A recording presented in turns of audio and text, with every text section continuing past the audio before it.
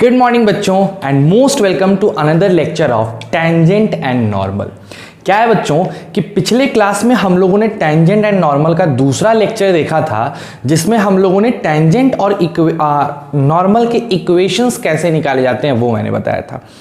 अभी मेरे पास बस एक बच्ची ने डाउट भेजा है जिसको मैं व्हाट्सएप पे सारा डाउट क्लियर कर दूंगा, है ना। वही एक बच्चे जिसने मुझे कुछ क्वेश्चंस डाउट्स लिख के भेजे हैं, मैं उसके डाउट्स को व्हाट्सएप पे ही क्लियर कर दूंगा। बाकी लोग को शायद डाउट नहीं हुआ है तो इट्स गुड, क्योंकि टाइमिंग आपकी 2 बजे तक की थी डाउट की, आपने नहीं भेजा, कोई प्रॉब्लम नहीं है। अब हम लोग स्टार्ट करने जा रहे हैं। नेक्स्ट जो टॉपिक है वो है एंगल बिटवीन टू कर्व, दो कर्व के बीच। तो आज का क्लास टेंजेंट एंड नॉर्मल का आखिरी क्लास है और इसके अंदर हम लोग को क्या पढ़ना है, एंगल बिटवीन टू कर्व्स। तो बिना देर किए लाइक करो, शेयर करो, सब्सक्राइब करो और उससे भी ज्यादा इंपॉर्टेंट चीज प्रेजेंट सर कहना मत भूलना। स्टार्ट करते हैं अपने आज का वीडियो लेक्चर। देखो क्या है बच्चों कि आज का जो टॉपिक है ध्यान से उसको समझते हैं। टॉपिक है एंगल ऑफ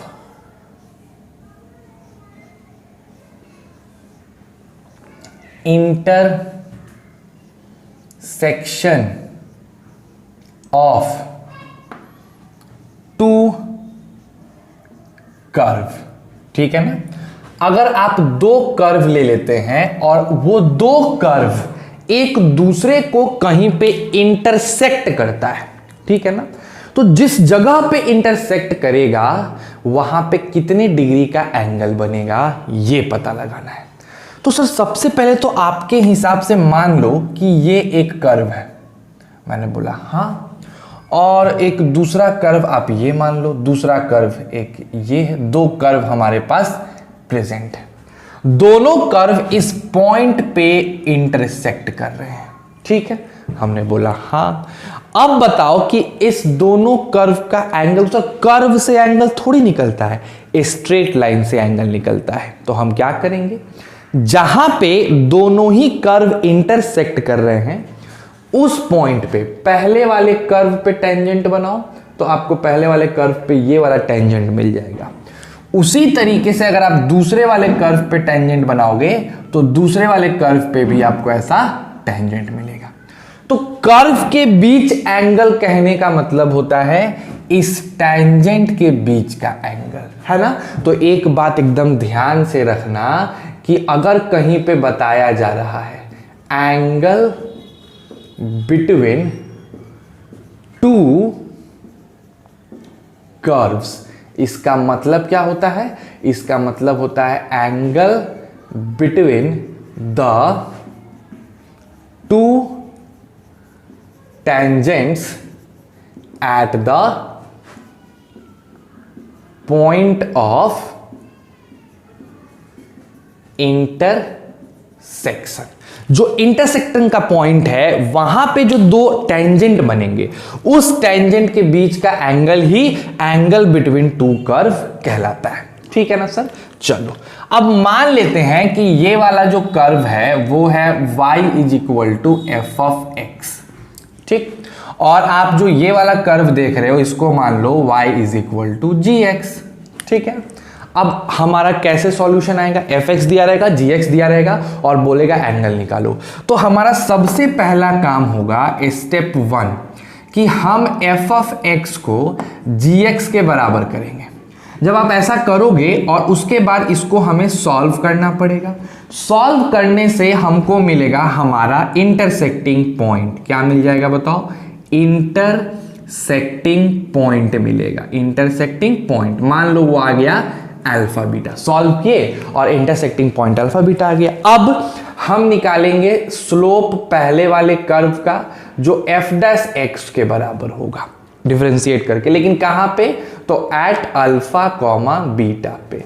फिर हम स्लोप निकालेंगे दूसरे वाले का जो जी डैश एक्स होगा, कहां पे, same point alpha comma beta पे।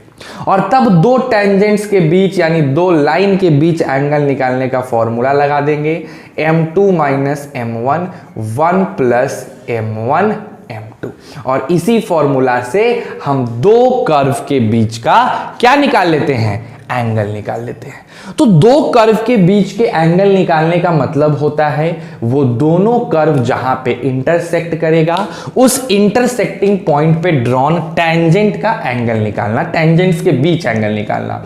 अब आप जानते हो कि टेंजेंट्स तो होते हैं स्ट्रेट लाइन, तो दो स्ट्रेट लाइन के बीच एंगल निकालने का फॉर्मूला होता है, अगर स्लोप m1 m2 है तो ये tan theta m2 minus m1 divided by 1 plus m1 m2 का मॉडुलस। अब ये m1 m2 कैसे मिलेगा, तो पहले फंक्शन को डिफरेंशिएट कर दो इस पॉइंट पे, फिर दूसरे फंक्शन को डिफरेंशिएट कर दो इस पॉइंट पे, टेंजेंट का स्लोप मिल जाएगा और वही m1 m2 होगा और फटाक से हमारा आंसर आ जाएगा।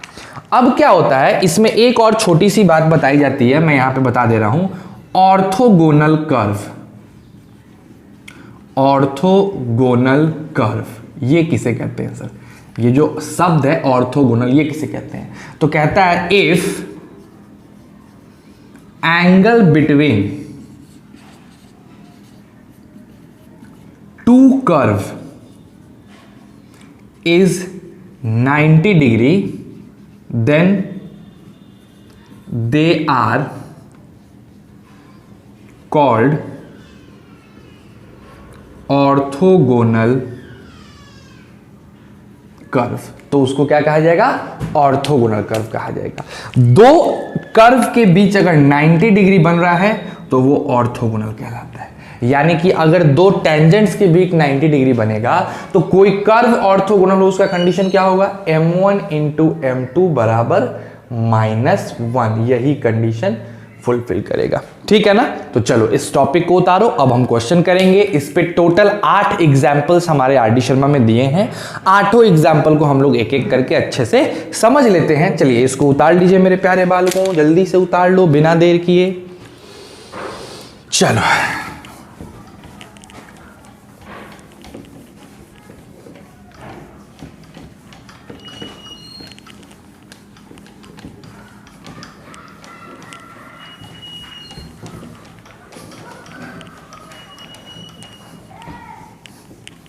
इस टॉपिक से सीबीएसई काफी क्वेश्चंस पूछता है ना, इस वाले टॉपिक से, specially angle between two curve से। तो इसके क्वेश्चंस काफी ध्यान से देखना, 8 क्वेश्चन है लेकिन काफी इंपॉर्टेंट क्वेश्चन है ना। आ जाओ सबसे पहले क्वेश्चन से हम लोग शुरुआत करते हैं। अपना फर्स्ट क्वेश्चन लिखते हैं, find the angle of intersection, find the angle of intersection of the following curve.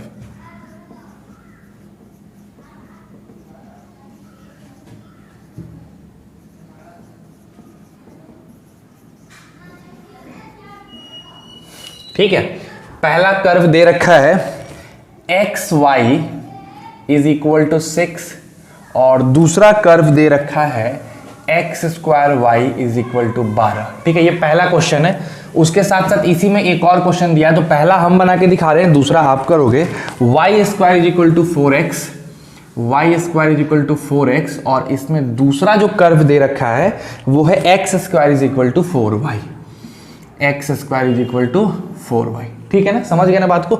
ये वाला मैं बना दे रहा हूं, उसको आपको करके देखना है। यानी ये दोनों जहां इंटरसेक्ट करेंगे वहां पे कितना डिग्री एंगल बनेगा ये पता लगाना है। तो सबसे पहले तो आप पता लगाओगे कि सर कहां पे इंटरसेक्ट करेगा, है ना। तो लिखेंगे for point of intersection, intersection के पॉइंट के लिए XY 6 है तो y की वैल्यू 6/x हो जाएगी, इक्वेशन 1 मान लो। उसके बाद x² y 12 है, ठीक है, तो यहां से y की वैल्यू 12/x² हो जाएगी, इक्वेशन 2 मान लो। दोनों ही y बराबर होंगे जहां पे वो इंटरसेक्ट करेंगे, तो इसी वजह से हम 6/x को 12/x² के बराबर करेंगे। तो यहां से देखो 6 2 जा कट गया, तो हो गया x² is equal to 2x। यहां से मिलेगा x² minus 2x is equal to 0, यानी x माइनस 2 0। तो या तो x की वैल्यू 0 होगी या तो x की वैल्यू 2 होगी। तो x की वैल्यू 0 हो नहीं सकती, बिकॉज देखो यहाँ डिनोमिनेटर में है, तो ये वाले वैल्यू को तो ऐसे ही काट दो। यानी हमारे पास जो हमारा x आ गया जहां पे ये कटेगा वो 2 है, तो y की वैल्यू अपने आप 3 आ जाएगी। तो जो पॉइंट ऑफ इंटरसेक्शन है वो है 2, 3।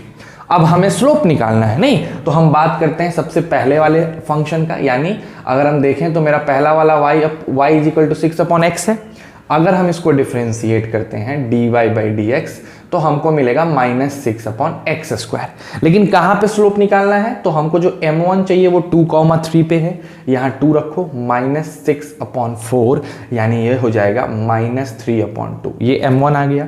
अब हम बात करते हैं m2 के लिए, तो m2 के लिए हमको अगेन dy/dx निकालना होगा, लेकिन अब की बार जो dy/dx होगा वो यहाँ से निकलेगा, यानी डिफ्रेंसिएशन 12/x² dx का जो आसानी से हो जाएगा क्या, 12 - 2x⁻³ यानी -24/x³। अगेन आपका जो x का वैल्यू है 2 है, तो यहाँ हो जाएगा रखने पे -24/8 यानी कि -3। तो हमारे पास हमारा स्लोप 1 है -3/2 और स्लोप 2 है -3। अब एंगल निकालना है, फॉर्मूला होता है tan θ = m2 - m1 divided by 1 + m1 m2। तो अगर इस फॉर्मूले को लगाते हैं तो tan θ m2 के जगह क्या लिखेंगे -3, m1 के जगह क्या लिखेंगे -3/2, मॉड लगा देना है, divided by 1 + 3 × 3/2, minus minus cut गया, तो यहाँ से हमारे पास फॉर्मूला आ गया -3/2 × 2 + यानी 11/2। ठीक है ना, ये 2 कट जाएगा तो आंसर आ जाएगा -3/11 का मॉड, यानी सिंपल 3/11।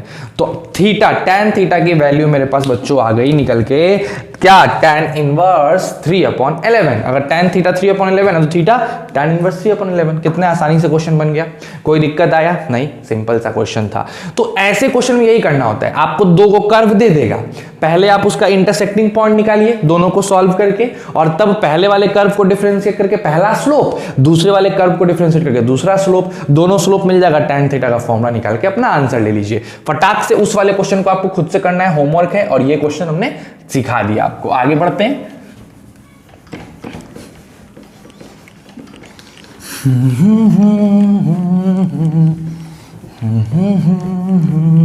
आज ये पूरा का पूरा चैप्टर बन जाना चाहिए। कल फिर अगर आप हमको 12 से 1 बजे तक, मैक्सिमम 1 बजे तक अगर भेज देते हो डाउट इस चैप्टर का, तो मैं डाउट करा दूंगा। अगर ज़्यादा डाउट होंगे तो 1-2 बच्चों का डाउट होगा तो उनको व्हाट्सएप पे ही बता देंगे, है ना।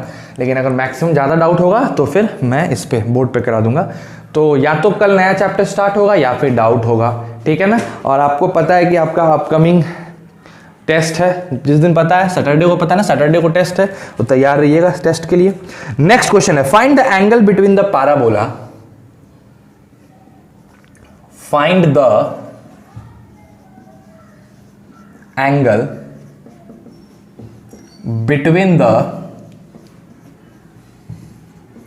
पैराबोला, और वो पैराबोला कौन है, y² = 4ax parabola, y² = 4ax and b² = 4, no not b², x² = 4by, ठीक है, x² = 4by at their point of intersection, at their point of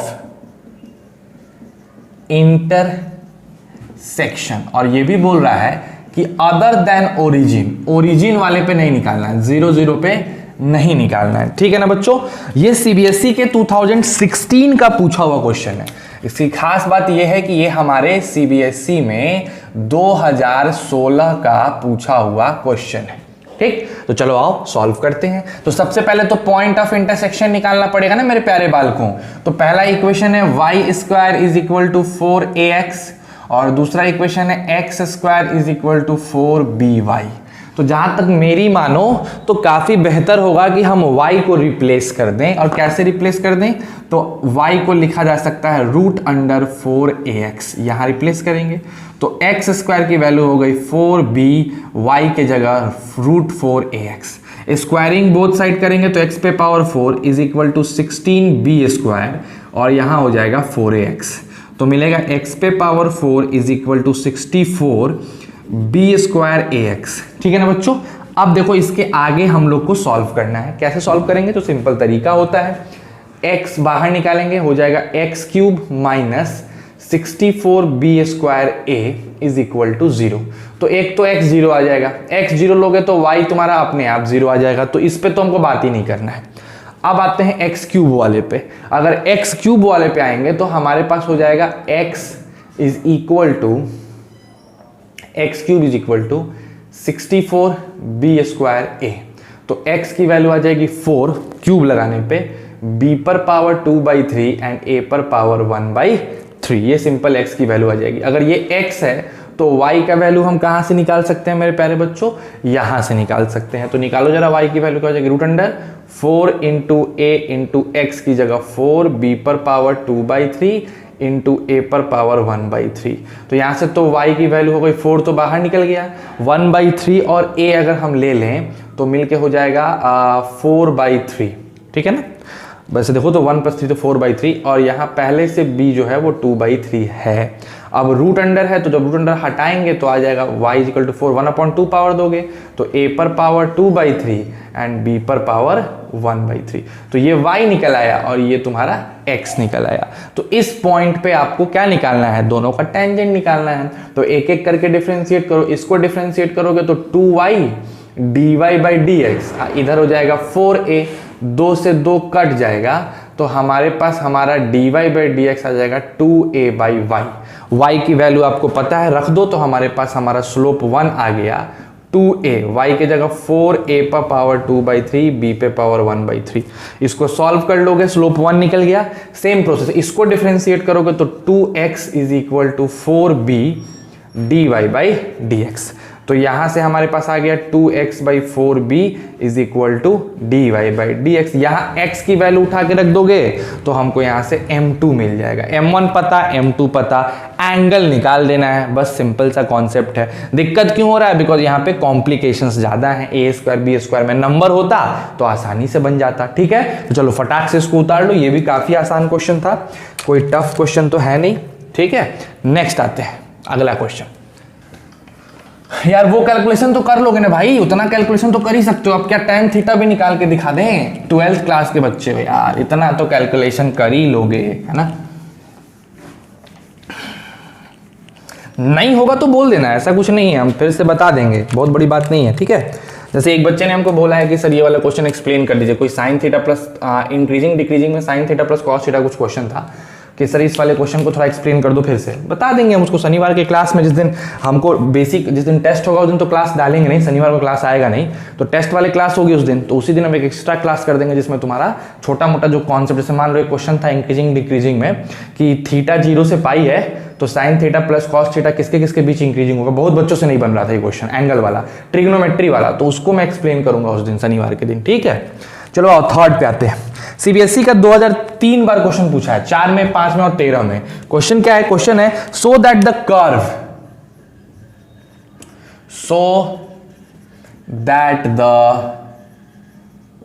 curve, और वो कर्व क्या है, x is equal to y square, x is equal to y square and xy is equal to k, and xy is equal to k। क्या कह रहा है, cut at right angle, cut at right angle. ठीक है ना, right angle पे cut करेगा अगर इफ 8k² की वैल्यू 1 हो जाए। ये क्वेश्चन है आपको, यानी कि ऑर्थोगोनली कट कर रहा है, यानी दोनों का स्लोप निकाल के -1 के बराबर करेंगे, वहां से k की वैल्यू मिल जाएगी। आ जाओ सॉल्व करते हैं। पहले तो देखो कि कहां पे कटेगा, इंटरसेक्टिंग पॉइंट। तो x बराबर y² है, और दूसरा इक्वेशन देखें तो x बराबर k/y है। बोलो क्लियर। तो हम एक काम करते हैं, हम y को लिख देते हैं k/x और यहां पुट कर देते हैं, तो x इज इक्वल टू हो जाएगा k²/x²। इधर लाएंगे तो x का power 3 is equal to k², तो x की वैल्यू आ जाएगी k पर पावर 2/3। ये तो कोई दिक्कत ही नहीं है सर, ये x निकल गया। अब अगर हमको y चाहिए तो यहां पे देखो y की वैल्यू आ जाएगी k डिवाइडेड बाई k पे पावर 2/3, यानी k पे पावर 1 - 2/3, यानी k पर पावर 1/3। तो हमारे पास दोनों वैल्यू आ गई, x और y दोनों आ गई। अब डिफरेंशिएट करना है और डिफरेंशिएट करके स्लोप निकालना है। तो आ जाओ पहले इसको डिफरेंशिएट करते हैं। तो ये तो हो जाएगा dx/dx और ये हो जाएगा डिफरेंशिएशन वाई स्क्वायर का एक्स के रिस्पेक्ट में। तो यहाँ तो 1 हो जाएगा, यहाँ हो जाएगा 2y dy by d x. ठीक, तो हमको यहाँ से जो स्लोप मिल गया dy बाई डी एक्स वो मिल गया 1/2y। अब इसको अगर हम m1 मानते हैं तो y के जगह ये रखना पड़ेगा, तो मिल जाएगा 1/2 k पर पावर 1/3। m1 मिल गया। अब m2 के लिए इसको डिफरेंशिएट करते हैं xy वाले को, तो x बाहर निकालोगे, y को डिफरेंशिएट करोगे dy by d x plus y इसका डिफरेंशिएशन 0, तो dy बाई जो dx है वो आ गया -y बाई एक्स। अब अगर हमको m2 चाहिए तो हम -y रख देते हैं, यानी -k पे पावर 1/3 और x के जगह k पे पावर 2/3 दोनों आ गया। ये हमारा m2 हो जाएगा। अब सिंस ये 90 डिग्री पे कट कर रहा है तो हम जानते हैं कि m1 इंटू m2 क्या होगा -1 के, तो कर दो। m1 के जगह 1/2 k पर पावर 1/3 और m2 के जगह -k पर पावर 1/3 k पर पावर 2/3 इज इक्वल टू -1। ये माइनस माइनस कट दिया, ये दोनों कट गया, तो अल्टीमेटली इसको इधर लेके जाते हैं, इसको इधर, है ना। तो हमारे पास मिलेगा 1/2 इज इक्वल टू k पर पावर 2/3। तो पहले दोनों तरफ क्यूब करो, दोनों तरफ क्यूब करोगे तो 1/8 is equal to k square, तो इसका मतलब है 1 is equal to 8 k square. हो गया हमारा प्रूफ। कितना सिंपल क्वेश्चन था बताओ। हर क्वेश्चन में बस वही करना है, इक्वेशन दिए होंगे कर्व के, दोनों को सॉल्व करके इंटरसेक्टिंग पॉइंट निकालना है, x और y निकालना है, और तब डिफरेंशिएट करके स्लोप निकालना है। फिर जैसा बोलेगा वैसा कर देना है। अगर एंगल निकालने को बोलेगा तो एंगल निकाल दो, अगर 90 डिग्री प्रूफ करने को बोलेगा तो प्रोडक्ट करके -1 के बराबर कर दो। सिंपल सा क्वेश्चन है, ठीक है ना। तो ये तुम्हारा 3rd नंबर क्वेश्चन था जो काफी अच्छा था, और सीबीएसई ने इसको 3 बार पूछा है। 4 में पूछा था 2004 में, फिर 2005 में, एंड अभी रिसेंटली 2013 में पूछा है। अब हो सकता है कि इस टाइप का क्वेश्चन तुम लोग में आ जाए। आइए आगे बढ़ते हैं। नेक्स्ट क्वेश्चन है बाबू हम लोग का क्वेश्चन नंबर 4, जो 2015 का पूछा हुआ क्वेश्चन है। क्वेश्चन नंबर 4 जो है 2015 में पूछा था। Find the value of p for which the curve cuts each other at right angle. Okay, बोल रहा है find the value of p for which the curve, और वो कर्व कौन कौन सा है, तो एक कर्व है x square is equal to 9p and then 9 minus y, and दूसरा कर्व है x square is equal to p y plus 1। ठीक है, दोनों है। कह रहा है cuts each other at right angle, cuts each other at right angle. Right angle यानी 90 डिग्री पे कट करेंगे। आ जाओ बच्चों देखते हैं, सॉल्यूशन देखा जाए इसका कैसे क्या करना है। क्या है सर कि सबसे पहले तो पॉइंट निकालो, दोनों एक्स स्क्वायर है, दोनों को बराबर कर दो, यानी 9p 9 माइनस वाई बराबर हो जाएगा p y प्लस 1 के। तो यहां से हो जाएगा 81p minus 9py is equal to p y plus p. इसको उधर भेजो तो 81p minus p is equal to 10py। तो यहां से कितना आ गया बताओ, 80p is equal to 10py। p cut गया, यहां से y की वैल्यू आ गई 8, यानी y 8 पे जाके कटेगा। तो अगर y 8 है तो अगर हम x की बात करें तो यहाँ 8 रख दो y को, तो हो जाएगा 9p माइनस 9 माइनस 8 1, यानी x स्क्वायर की वैल्यू हो जाएगी 3 रूट अंडर p। x की वैल्यू 3 रूट अंडर p, जो कि प्लस और माइनस दोनों के साथ जाएगा। ठीक, अब आगे की बात करते हैं, इसके आगे की बात करते हैं कि अब पूछ रहा है कि राइट एंगल पे कट करेगा तो स्लोप निकालो, दोनों को डिफरेंशिएट करो। तो उधर डिफरेंशिएट करेंगे तो 2x पहले वाले इक्वेशन को, और 81p का तो डिफरेंशिएशन 0 हो जाएगा, और इधर फिर आ जाएगा तुमको माइनस 9p एक्स्ट्रा में dy बाई dx। तो हमारे पास हमारा dy बाई dx जो है वो आ गया 2x divided by minus 9p। अब x की वैल्यू आपको रख देनी है, प्लस ही रख के चलते हैं। तो हमारा सबसे पहला आ गया 2 इंटू 3 root under p by minus 9p। ठीक है ना। अब देखो ये 3 से 3 कट गया, तो हो गया -2 रूट p बाई 3p। ठीक है ना, कोई दिक्कत। ये हमारा m1 आ गया। अब दूसरे वाले को डिफ्रेंशिएट करेंगे तो भाई साहब 2x तो होगा, फिर पी वाई का p हो जाएगा, एक्स्ट्रा में dy बाई dx लग जाएगा, तो हो गया 2x by p is equal to dy by dx। अब यहाँ x की जगह फिर वही चीज रखना पड़ेगा तुमको, तो 2 into √3p upon p is equal to m2। अब सिंस ये 90 डिग्री पे काट रहा है ना, पूछ रहा है कि भाई cut is at 90 degree proof करना, तो स्लोप मल्टीप्लाई करो, m1 इंटू m2, देखो क्या आता है। जैसे ही m1 इंटू m2 करोगे -2p divide 2√p by 3p into 2 into 3√p by p, है ना, ये चीज हमने कर दिया। ठीक है ना, find the value of p। अच्छा, वैल्यू ऑफ p ये किसके बराबर हो जाएगा, -1 के। अगर तुम ध्यान से देखो ये 3 कट जाएगा, है ना, और यहाँ हो जाएगा -4, ऊपर हो जाएगा p और नीचे हो जाएगा p square is equal to -1, दोनों कट गए, p कट गए, तो p की वैल्यू आ गई 4। तो ये 90 डिग्री पे कट करें, इसके लिए हमको p की वैल्यू कितनी मांगना चाहिए भाई, कितना होना चाहिए, 4 होना चाहिए। एकदम सिंपल सा क्वेश्चन था, आपके सामने एकदम सीधा सीधा सॉल्यूशन आपको मिल गया। ठीक है ना, चलिए, तो ये 4th नंबर क्वेश्चन था, सीबीएसई 2015 का पूछा हुआ। चलो इसको मिटाते हैं।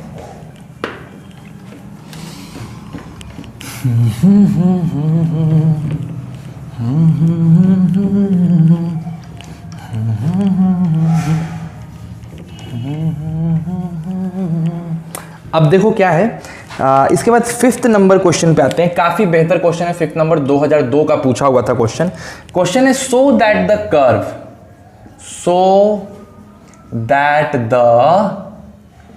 कर्व, वो कर्व क्या है, x y is equal to a square, x y is equal to a square and x square plus y square is equal to 2a square touch each other. एक दूसरे को क्या कर लेंगे मेरे प्यारे बच्चों, टच करेंगे, टच ईच अदर। आपको शो करना है कि ये कर्व और ये कर्व एक दूसरे को टच करेंगे। तो सबसे पहले तो बात है कि टच करेंगे मतलब इन दोनों का जो टेंजेंट होगा सेम होगा, यानी स्लोप सेम होगा। टच करने का मतलब जहां पे टच करेंगे वहां पे टेंजेंट क्या होगा, सेम होगा, यानी दोनों का स्लोप सेम होगा। तो पहले कटेगा कहां ये तो पता लगा ले। तो उसके लिए देखो क्या करेंगे, पहला इक्वेशन है x y is equal to a square, तो हम वाई को लिख सकते हैं a square by x, replace कर दो x square plus y square की जगह डाल दो a square by x square का, एक्स का whole square is equal to 2a square. ठीक है ना, तो यहां से आ गया एक्स स्क्वायर प्लस a पर power 4 x square is equal to 2a square, है ना।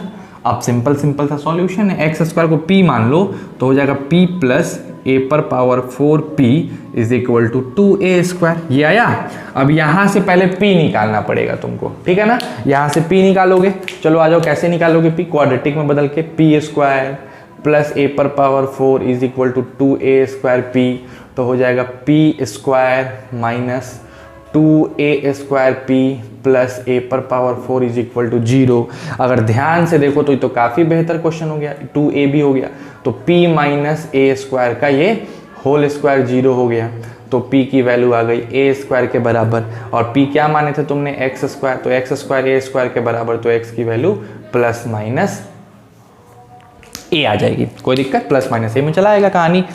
अब हमारे पास सिचुएशन आया है कि सर इसको निकालना है, तो इसको डिफरेंशिएट करो, फिर एक बार इसको डिफरेंशिएट करो, दोनों का स्लोप तुम्हारा इस पॉइंट पे क्या आ जाएगा, सेम आ जाएगा। बस वही करना है, यानी पहले इससे निकाल लेना m1, फिर इससे निकाल लेना m2, दोनों को बराबर आ जाएगा, खुद ब खुद बराबर आ जाएगा। इसका मतलब एक दूसरे को क्या कर रहे हैं, वो टच कर रहे हैं। ठीक है, तो बस यही तक का कहानी था, इससे बेसी कुछ है नहीं। ठीक है ना।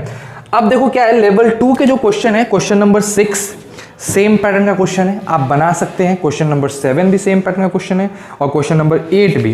तो भाई 6, 7, 8 आपका रहा होमवर्क, आपको खुद से करना है। और एक्सरसाइज में मात्र 10 क्वेश्चन है। लेवल 2 के क्वेश्चन एक्सरसाइज के जरूर करिएगा, बहुत इंपॉर्टेंट और अच्छे क्वेश्चन है। आई होप आप पूरा का पूरा 10 क्वेश्चन ये और 3 क्वेश्चन ये 13 क्वेश्चन कर लोगे। टेंजेंट एंड नॉर्मल चैप्टर बच्चों हमारा खत्म हो गया। ठीक, अब आपके पास लास्ट मौका है। अगर आप कल भी पुराने डाउट्स भेज दोगे तो मैं कल भी ले लूंगा। यानी अगर आप कल के क्लास तक, कल 2 बजे दोपहर तक अगर आपने इन सब चैप्टर्स के डाउट यानी टेंजेंट एंड नॉर्मल के डाउट भेज दिए और वो बल्क में आ गया, ज्यादा डाउट हो गया, ज्यादा बच्चों ने डाउट पूछ दिया, तो समझ लो कि फिर कल का क्लास डाउट क्लास होगा। लेकिन अगर एक दो बच्चे पूछेंगे डाउट तो भाई मैं उनको पर्सनली ही बता दूंगा, उसके लिए कोई क्लास करने की जरूरत नहीं पड़ेगी, ठीक है ना। तो बस आप बातें समझ चुके हैं। अगला जो चैप्टर हम लोग का स्टार्ट होने वाला है टेंजेंट और नॉर्मल। क्या क्या पढ़ लिया हमने? एचओडी पढ़ लिया, dy by d x as a rate measure पढ़ लिया, हमने इंक्रीजिंग डिक्रीजिंग पढ़ लिया, हमने टेंजेंट एंड नॉर्मल पढ़ लिया। अब जो चैप्टर हम स्टार्ट करने वाले हैं वो है तुम्हारा मैक्सिमा एंड मिनिमा। काफी इंपॉर्टेंट, काफी एनर्जेटिक चैप्टर और काफी बढ़िया चैप्टर है। मैक्सिमा मिनिमा के बाद एरर अप्रोक्सीमेशन और रॉल्स और लैग्रेंजेस वैल्यू थ्योरम बच जाएगा, जो कि आपको बोर्ड में नहीं पढ़ना है, इसलिए मैं उसको लास्ट में रखा हूं कि ये बोर्ड में नहीं पढ़ना है, तो आप इस क्लास को स्किप भी कर सकते हैं। आपको मन है तो आप पढ़ें, ना मन है तो आप ना पढ़ें। तो इसीलिए लास्ट में अपना क्लास होगा रॉल्स थ्योरम और Lagrange's value theorem, maxima minima के बाद होगा, ठीक है ना। तो बस मुश्किल से इस आज अगर 23 तारीख है तो इस वीक में हमारा, बोला ही था मैंने कि इस वीक में हमारा डिफरेंशियल कैलकुलस खत्म हो जाएगा और फिर 1 अगस्त से हम लोग अपना इंटीग्रल कैलकुलस स्टार्ट कर देंगे, यानी इंटीग्रेशन स्टार्ट कर देंगे, ठीक है ना। तो चलो काफी बेहतर है, इसको उतार लीजिए, फिर हम लोग आगे बढ़ते हैं अपने आगे के टॉपिक पे। आज के लिए बस इतना ही।